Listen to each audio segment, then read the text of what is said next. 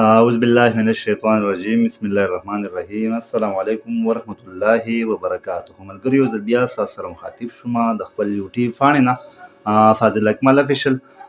ملګرو راځو به خبره به کوو په مریم باندې چې د 4 کالو ماشومه ده او چا قتل کړې ده او په څه وجه قتل کړې ده ګناه یې څه وه نو راځو به تاسو ته بخایم په دې ویډیو کې څومره ملګري هم زموږ سره په چینل باندې نوي دي مطلب سبسکرایب زموږ سره نه دي